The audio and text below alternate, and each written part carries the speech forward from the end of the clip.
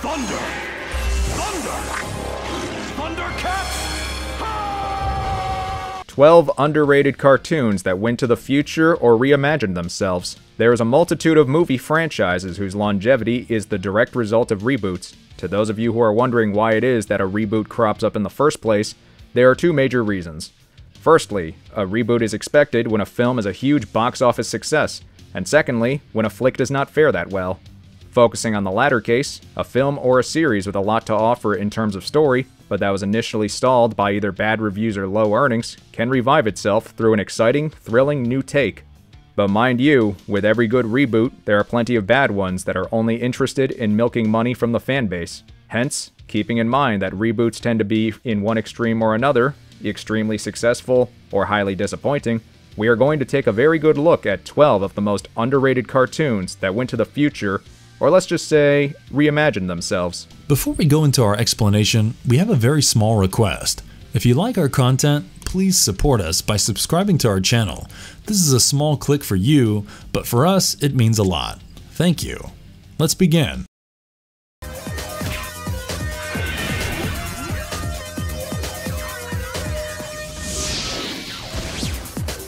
Spider-Man Unlimited.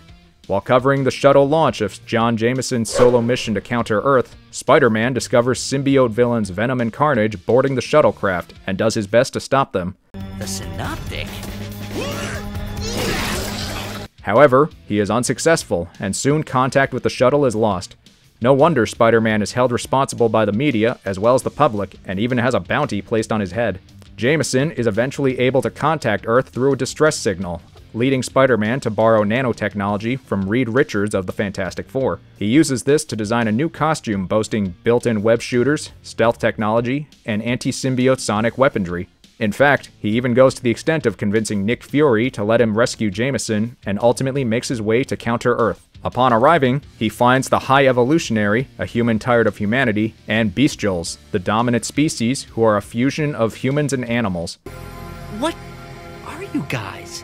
We are the Knights of Wundagore. Meanwhile, Jameson has joined hands with a revolutionary group of humans there, ones that are sick of being treated as the second-class minority, and will not return to Earth unless the High Evolutionary is brought down. Until that happens, Spider-Man does his best to blend in as Peter Parker into the new society, whilst trying to defeat the bestial versions of his rogues gallery, as well as Venom and Carnage. Sonic's on! This short-run animated series by Saban Entertainment premiered in 1999, only to be eclipsed by both Pokemon and the then newly debuted Digimon. While there's no denying that the initial episodes of Spider-Man Unlimited boasted good ratings, the series got cancelled after airing just a few episodes. Fox Kids picked up the show from where it left off and continued to air the series from 2000 till 2001, displaying a total of 13 exhilarating chapters. The last of them ended with a deliberate cliffhanger. Originally, the main objective to this series was to provide a low-budget version of the first 26 issues of the Amazing Spider-Man comic book. However, Sony and Marvel had already made a deal to produce Sam Raimi's 2002 superhero movie, Spider-Man. This meant that Saban was literally cut out and could not possibly use the traditional Spider-Man costume. To everyone wondering why the series featured an all-new suit for Spider-Man in the first place, there's your answer.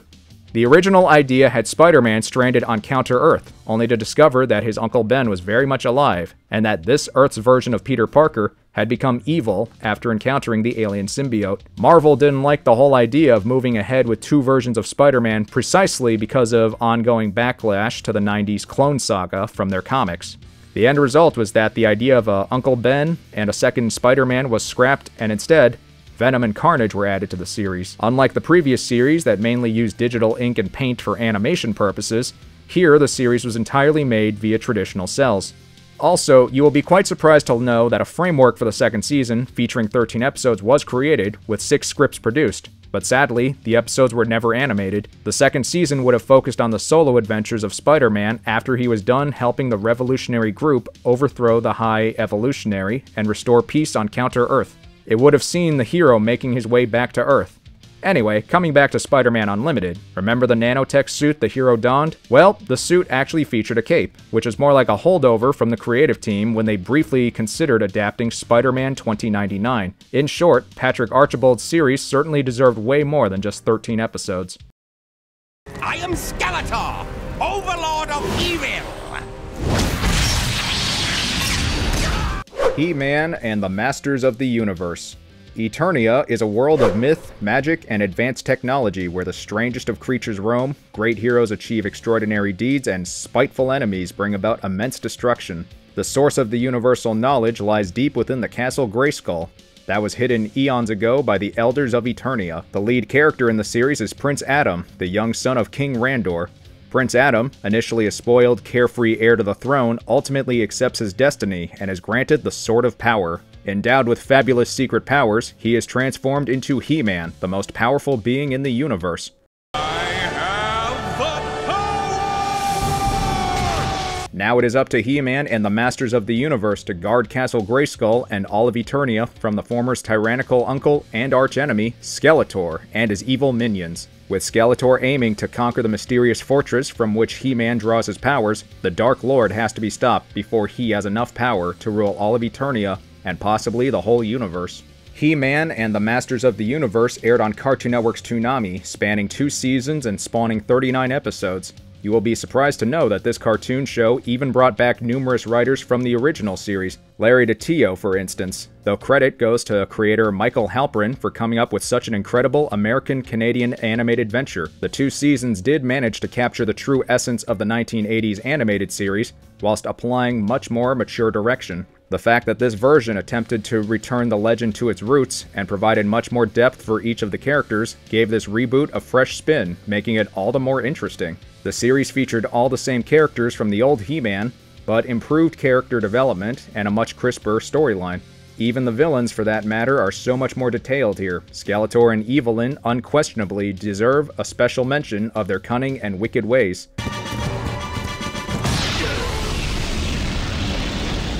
The animation here is also superior and commendable, and it goes without saying that the 20-year difference in animation did work in favor of the 2002 series. Perhaps the biggest difference was the fact that Prince Adam's pet green tiger, Cringer, did not talk here as he did in the original series. The producers of the reboot were confident enough that Cringer's facial expressions and movements would do the trick.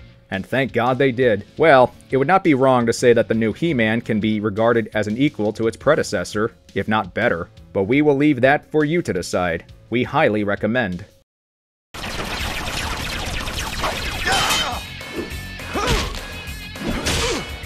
Batman Beyond. It's the far future of 2019, and an aging Bruce Wayne continues to fight crime as Batman, in spite of suffering from health problems. It goes without saying that despite his new high-tech batsuit, he has quite the trouble in handling criminals the way he used to. While rescuing a kidnapped heiress and the daughter of an old friend, Batman has a mild heart attack, and at the thought of losing his life to the abductors, he ends up breaking his lifelong principle to not use a gun. No! Don't! Embarrassed at how far he was willing to go to protect himself, and the realization that it was precisely that particular weapon that took the lives of his parents and drove him to become Batman in the first place, Bruce retires from fighting crime, even shutting down the Batcave and vowing to never use the Batsuit again. Never again. The story leaps forward 20 years, where we see a rather futuristic version of the old Gotham City and a megapolis boasting skyscrapers and fancy flying vehicles. Bruce, having retired from his role as the Dark Knight, is now in his 70s, living as a recluse with a bitter life in the Wayne Manor, along with his guard dog. But like the phoenix rising from the ashes, a new Batman is about to take the old-timer's place. 16-year-old high school student and reformed troublemaker Terry McGinnis, driven by the remorse and need for vengeance, revives the role of Batman and becomes Bruce's newfound errand boy. The legend lives on, and under the supervision of an elderly Wayne, the new Batman ventures into uncharted territory, eventually developing his own rogues gallery, and also fighting some of his mentor's old foes in the harsh, futuristic setting of Gotham.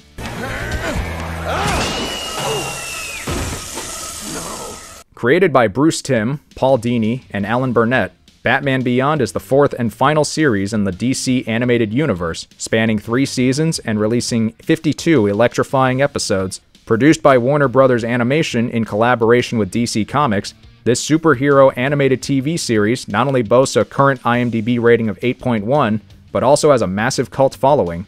In fact, it's the first Batman series to portray the hero as a teenager. Boasting an intriguing premise, a well-written, gripping storyline, and fabulous animation, this series is fantastic from the beginning to the end. The highlight of the series has to be the relationship between Bruce and Terry. Also, it would not be wrong to say that the series did feature some of the best villains ever. This includes radiation-emitting metahuman Blight, the sound weaponizer Shriek, the seductive shapeshifter Ink, and the new version of the Royal Flush Gang.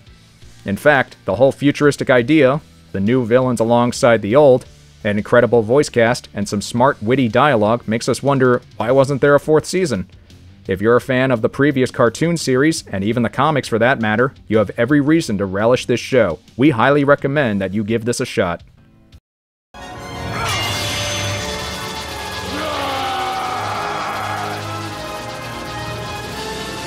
Thundercats. The cats have been living and thriving for generations in the kingdom of Thundera on the planet known as Third Earth, led by King Claudius with his son and heir, Lion-O. One night, the kingdom is ambushed by the lizard army as commanded by the ancient evil sorcerer, Mumm-Ra. The lizards also bring some kind of an advanced technology with them, a concept that the cats were not familiar with. Terra, what sorcery is this? As a result of this, their home kingdom is all destroyed. Claudius is slayed by Mumm-Ra, and most of the cats are held as prisoners. Only a small group of Thunderians, under the leadership of Lion-O, are able to survive and escape. They are on the lookout for the Book of Omens, a tome that holds the knowledge required to overthrow Mumm-Ra. Whatever questions remain, the answers are in the Book of Omens. After finding it, the Thundercats realize that in order to conquer Mumm-Ra, they must bring together all kinds of species that are living on the planet. The Thundercats also learn that they have to locate all the Power Stones, which if found by their enemy, will give him the power to not only take over the universe, but also make him the most powerful being in existence. Developed by Ethan Spalding and Michael Jelenic, this animated TV series is a reboot of the original Thundercats that debuted back in 1985. Originally planned to span 52 episodes, the 2011 animated show ended up just being one season containing 26 episodes, but it still manages to hold a 7.8 rating on IMDb at this time. For those of you who are wondering why the show was canceled after the first season, it is reported that the series was called off because it was not able to sell enough toys. The mapped-out second season would have lasted 39 episodes, and would have explored some rather important character storylines. For starters, Snarf's history would have been revealed.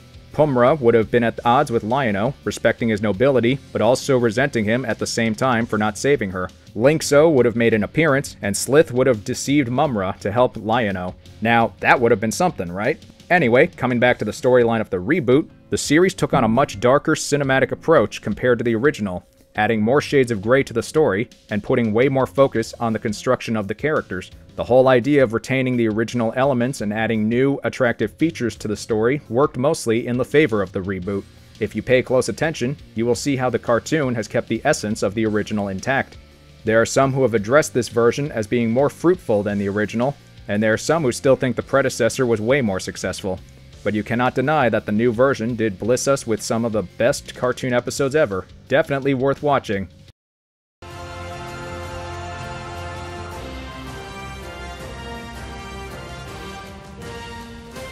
Voltron, Legendary Defender. For ages, the Galra Empire has been tormenting the universe by wrecking other civilizations and enslaving countless races. There is only one thing that is powerful enough to stand against the Empire. It is the legendary Voltron, also addressed as the Defender of the Universe. The 328-foot-tall robot warrior is made up of 5 lion robots whose pilots are known as the Paladins. At the crux of the war, which concluded with the annihilation of planet Altea, King Alfor of Altea separated the parts of Voltron so as to prevent the robot from falling into the hands of Zarkon, the evil king of Galra. Late. We must send the lions away. We can't risk them falling into Zarkon's... King Alfor further merged the energies of the 5 lions with his daughter's Allura's life force, and ended up sending each of them across the universe to various locations till the next generation of paladins appeared to take control. As for Princess Allura, she, along with her royal advisor Karan and the Altean Castle of Lions, were sent into hiding on the planet Eris with the Black Lion. Cut to the present, the Galra Empire's route to conquest and quest for Voltron has eventually led them to Earth's solar system. Meanwhile, a group of 5 teenagers and space pilots, Shiro, Keith, Lance, Pidge, and Hunk, come across the Blue Lion and instantly become a part of the intergalactic battle. This is where they chance upon Princess Allura, become the new Paladins, and bring together the 5 Lions to form Voltron, thus beginning their battle to unshackle the world from the agonizing Galra Empire. Created by Lauren Montgomery and Joaquim Dos Santos, this animated mecha streaming television series premiered on Netflix back in 2016. Produced by DreamWorks Animation Television and World Events Productions, and animated by South Korean studio Mir, the series ran for 8 seasons, creating 78 captivating episodes. From the action to the characters, everything about Voltron Legendary Defender is phenomenal.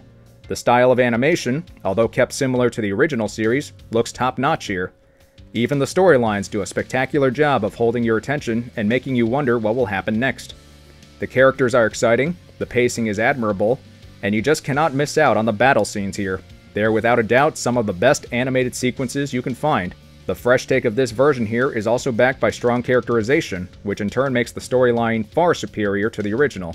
But at the same time, the core essence of the show's predecessor is maintained. In spite of the new surroundings, this series is jam-packed with references from the original series. Boasting an IMDb rating of 8.1, we sincerely recommend you give this cartoon a watch, and while you do so, please keep an open mind. After all, this is the new Voltron. Voltron Legendary Defender.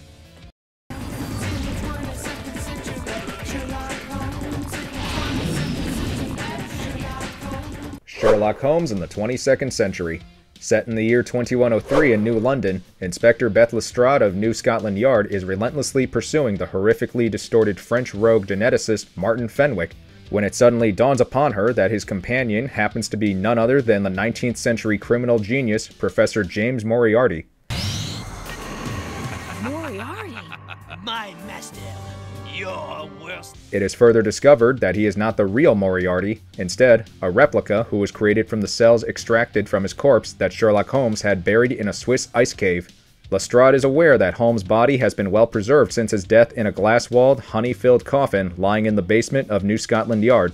She ends up stealing the body and hands it over to biologist Sir Evan Hargraves. The biologist, who has just pioneered a cellular rejuvenation process, uses his technique to give life and youth back to Holmes' body. This is the perpetrator. Moriarty?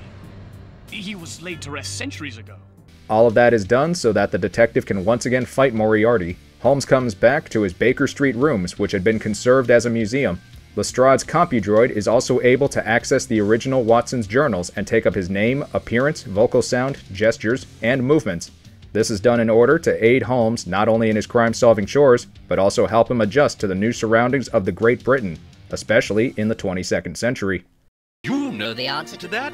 I am, after all, your faithful servant, Dr. John Watson, and I shall... We have Sandy Ross to give full credit to for coming up with the whole concept for this series. After all, it was during her skiing expedition in Aspen that she came up with the idea. This British-American animated venture saw 26 thrilling episodes released, and was even nominated for a Daytime Emmy for Special Class Animated Program. We have creator Phil Harnig and director Paul Quinn to thank for that. Every episode is influenced by literary works of Sir Arthur Conan Doyle. In fact, many of them are in reality unswerving rewrites of the original stories. For example, The Adventures of the Empty House, The Five Orange Pips, The Adventure of the Engineer's Thumb, The Red-Headed League, and The Adventure of the Speckled Band. Finish him! Wait, it's me! I'm coming home! Visually speaking, the series is a perfect amalgamation of traditional 2D and 3D CGI animation, so one gets to witness the beauty of the hand-drawn animation of the characters alongside the computer-generated animation, mostly of the vehicles. Don't hesitate to watch this highly underrated yet engaging cartoon if you ever get a chance.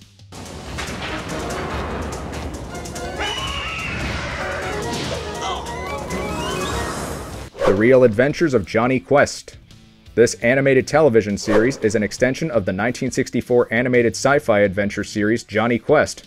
2 seasons with 52 absolutely thrilling episodes. The plotline of the series centers on computer whiz Jonny Quest, who alongside Jesse Bannon and Haji Singh, accompanies Dr. Benton Quest and bodyguard Race Bannon in exploring the strangest of phenomena, legends, and mysteries as well as battle evildoers, locate hidden objects, and solve puzzles in strikingly exotic locations. The action mostly takes place in the virtual reality domain called the Quest World, which is a three-dimensional cyberspace realm rendered with computer animation that can be entered using virtual reality headsets. Even after 25 years, it is still hard to forget the introduction theme of the reboot. Many of you might not know, but the song was actually inspired from the main theme of John de Bont's action thriller flick, Speed. Peter Lawrence and Takashi Masunga, along with Mike Milo and Dave Doi, deserve special commendation as the co-creators and directors of this show. This version was the first action-oriented series by Cartoon Network, serving up action, drama, adventure, comedy, sci-fi, and suspense. The reboot had literally everything. Besides getting nominated for an Animated Sound Editing Golden Reel Award in 1998 and a Daytime Emmy Award for Music Direction and Composition in 1997, the cartoon also featured existing, real phenomenon, which captured the curiosity of the viewers and kept them hooked to their screens. We are particularly referencing the episodes which focused on the airstrip of Nazca, the ruins of Teotihuacan, the ruins of Teotihuacan, and even the possible existence of the giant squid. Lawrence even had the family placed at a new compound on the coast of Maine, abounding with houses, barns, and workshops. The rooms the characters inhabited were made to suit each of their tastes. There was a library for Dr. Quest, a workshop for Johnny, a computer-furnished lair for Jesse, a dojo and gym for Race, and a lighthouse lookout mainly for Haji to meditate. Dr. Quest also had a fleet of vehicles, which included a 1940s biplane and a catamaran. Lawrence held the reboot to a pretty high standard in terms of the storyline, especially the writing. In fact, he actually believed that every episode had the potential to be turned into a movie. Well, looks like the only disappointment here is the fact the series ended real soon. Nevertheless, we highly recommend this one.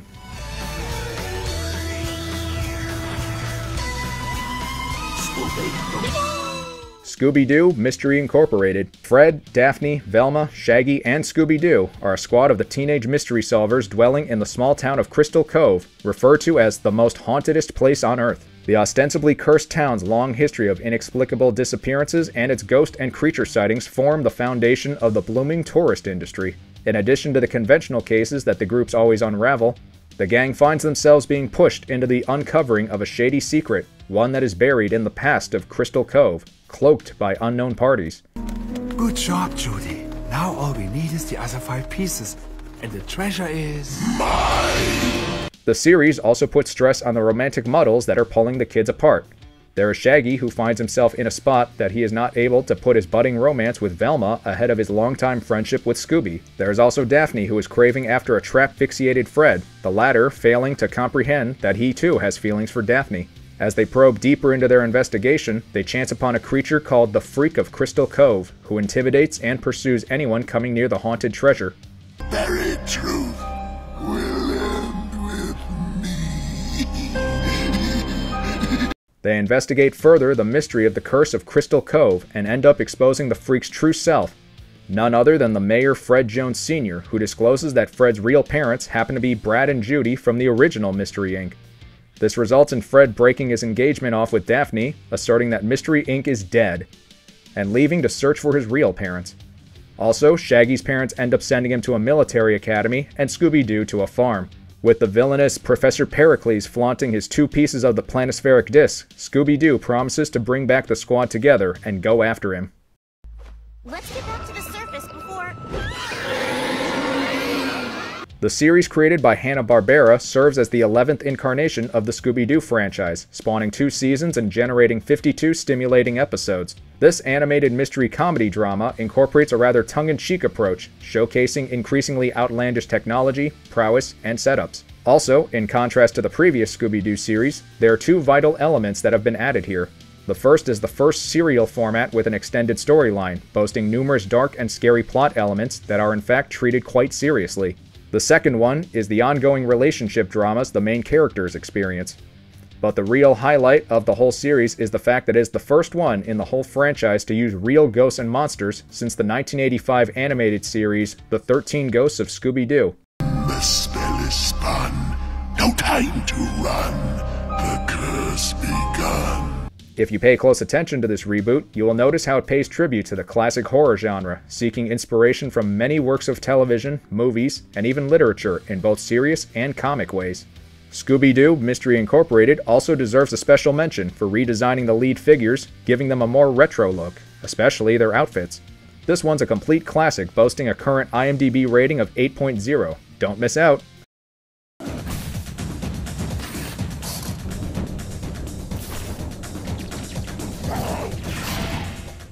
Spider-Man, the new animated series. Also known as Spider-Man 2003 and MTV Spider-Man, this updated version of the classic animated adventure series revolves around a young Peter Parker who, after being bitten by a radioactive spider, discovers that he now has spider-like superpowers. Initially planning to use his newfound skills for fame and money, he lets his ego overshadow him.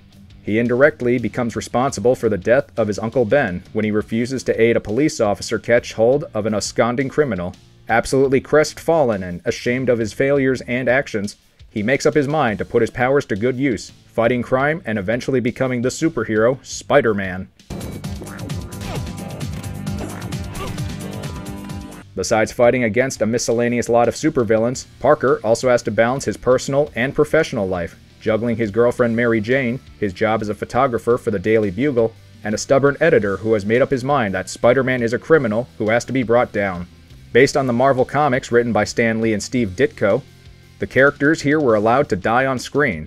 As the series was developed for MTV, there was also the use of some mild bad language. This updated version featured 13 action-packed episodes produced by Mainframe Entertainment using computer-generated imagery that rendered in cell shading.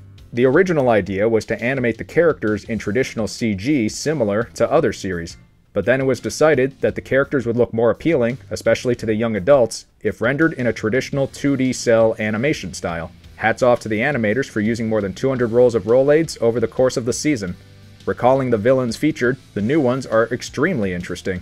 There's a different villain in almost every episode, from Russian terrorists to telepathic twins to even a college girl obsessed with Spider-Man.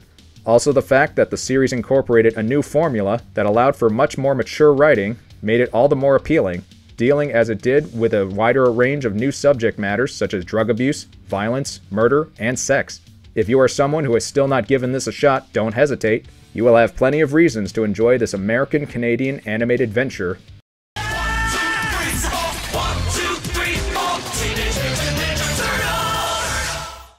Teenage Mutant Ninja Turtles 2003. The Turtle superheroes are back with yet another new, action-packed series here. The plot centers around how New York City became the main stronghold for the evil crime lord Shredder and his wicked associates, the genius Baxter Stockman and Hun's gangs of brutal street punks, the Purple Dragons. After 15 years of living and training in the safety of the sewers under the guidance of their sensei Master Splinter, it's time for the Turtles, Leonardo, Donatello, Raphael, and Michelangelo, to venture out and fight these threats in the city. With the help of their leader Master Splinter and other allies such as April O'Neil and Casey Jones, the quartet are in for the fight of their lives. Full credit to creators Kevin Eastman, Peter Layard, and Lloyd Goldfine for making the new cartoon look more like one of the original comic book storylines. Layard deserves a special mention for his significant input into the show, and the fact that he persistently worked with not only Goldfine, but also the whole production team to make this series look as close to the original Mirage comics as possible. If you look at the design of the Turtles, you will see how the series mirrors the way the characters were drawn in the comics, brawny, acrobatic, and superior. The 2003 reboot is remembered for a lot of reasons. To begin with, it is the first animated series to feature the Triceratons in more than one episode and explore their culture too. Next, it featured Casey Jones as a regular character with a real backstory, explaining his vigilante motives, whereas in the original cartoon, he was merely an occasional guest. Thirdly, the character of Karai makes her first appearance in this series. Fourthly, Baxter Stockman's character is African American, just as he was in the original comics. Fifthly, the sole fact that each of the 156 episodes featured here is linked to the next, and the episodes are not some disconnected independent story, gives this series a larger developing storyline throughout the course of the 7 seasons. The list is pretty long, and we could go on, but we really like you to watch this cartoon, which still holds a 7.8 IMDb rating to this very day.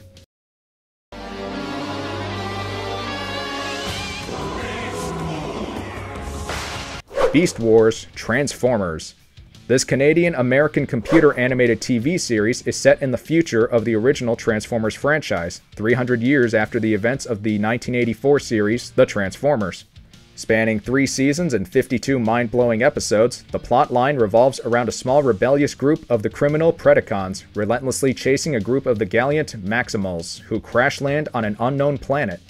They have taken the identity of indigenous animals to shield themselves from the unknown world's prevalent and extensive amounts of natural energy.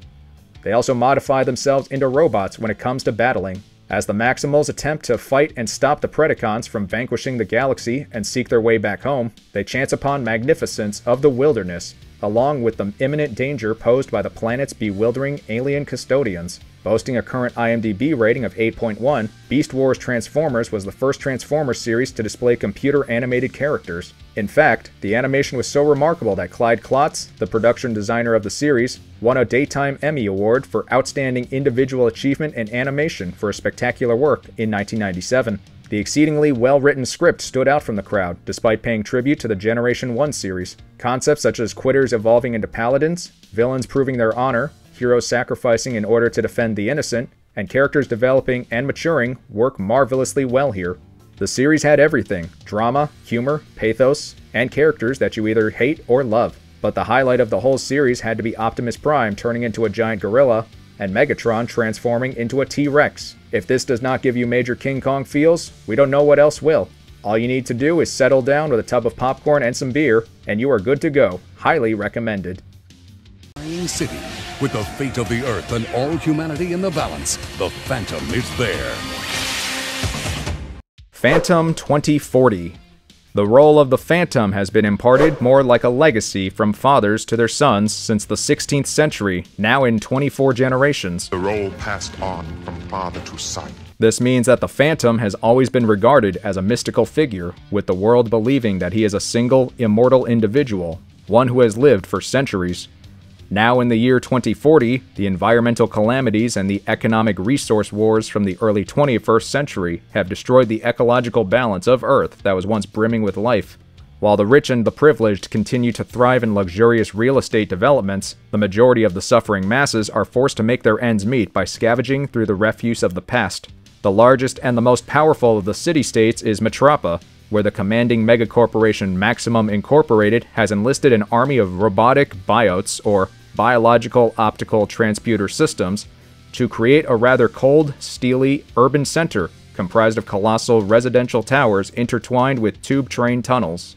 The company even has further plans to build a fortress of Cyberville, an immense survival shelter for the wealthiest and the richest to retreat when the planet finally yields to its gradually disintegrating state. The Ghost Jungle remains the solitary hope for the survival of humanity, housing thousands of square miles of mutated vegetation. The secret source of life is apparently hidden behind Metropa, unseen by most. Fortunately, for college student Kit Walker Jr., he is chosen to save the world, wearing the famous black mask and the purple suit as the 24th Phantom, the Ghost Who Walks. Initially young, unconfident, indecisive, and an amateur, Kit eventually finds within him the valor and strength to fight against the evil that threatens to sabotage the planet. What are you? The Ghost Who Walks. It is thanks to Lee Falk and David J. Corbett that this French-American animated series still holds an IMDb rating of 7.1. Spanning 2 seasons from 1994 to 1996, Phantom 2040 went on to generate 35 exciting episodes. The cartoon boasted writers Judith and Garfield Reeves-Stevens, who made sure to throw in some rather interesting twists in the storyline. The futuristic setting is fantastic, with brilliant designs, vehicles, gadgets, and weapons. The mantle of the Phantom was not really passed here, given that the 23rd Phantom was seemingly killed in an accident, and Kit Walker Jr., being barely 2 years old at the time, was absolutely oblivious to his father's role. Do not make the mistake of considering this series, which is loosely based on the comic strip superhero, the Phantom, to be suitable for children. It is not, and in fact, it actually caters to an intellectual audience. The animation on display here is a sheer treat for the eyes, and we have the famed Korean-American animator Peter Chung to thank. This series is quite atmospheric. Even for a cartoon, it maintains a rather dark tone, and one has every reason to be completely absorbed in it. Many of you might not know this, but the whole futuristic world setting took inspiration from Ridley Scott's 1982 sci-fi flick, Blade Runner. The two works share similarities in terms of the technological advancement and their neo-noir feel. This leaves one to wonder why it is that this series never got the accolades it so badly deserved. After all, it is extremely well made, and is bound to keep the viewers hooked to the screen. And the best part, unlike other animated shows, it took itself quite seriously, something that was quite rare at the time. And if you liked our content, don't forget to leave a like and subscribe to us if you haven't already. Have a good one and be safe. Thanks everyone.